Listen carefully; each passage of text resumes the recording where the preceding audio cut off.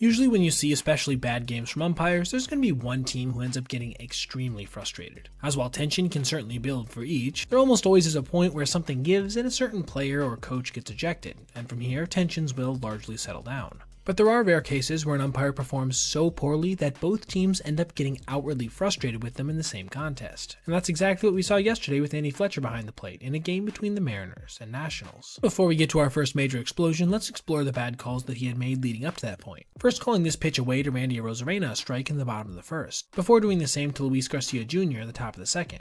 Both of these were bad, but not necessarily standout. The first bit of pressure that would mount from the Mariners side, in my opinion, would come in the third, when he missed this pitch high to J.P. Crawford that would have made the count 3-0, while also seeing Leody Taveras get tagged out stealing. Fletcher would then miss 3 more calls over the next 3 innings, on pitches that were, for the most part, nowhere close. This brings us to our first moment of real outward frustration, as J.P. Crawford, up now with runners on first and third and nobody out, took this fastball well away in an 0-2 count, yet still saw it be called strike 3.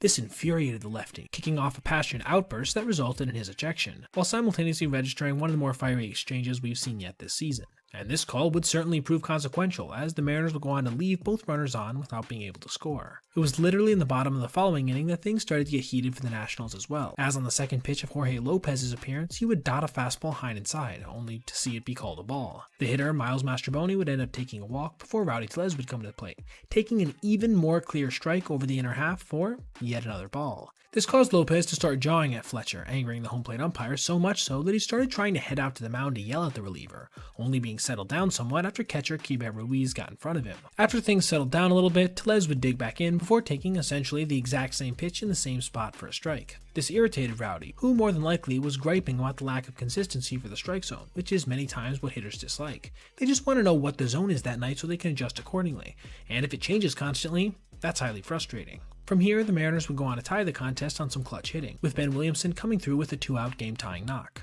Then, after a game-saving throw from Leody Taveras in the top of the 8th, nothing much would happen until the top of the 10th, when the Nationals would absolutely break out, scoring 7 runs, with their rally being punctuated by a 3-run homer. 1 inning and a single meaningless run later for the M's, and the Nats had emerged victorious, 9-3, putting a pin in one of the most contentiously umpired games we've seen yet this year.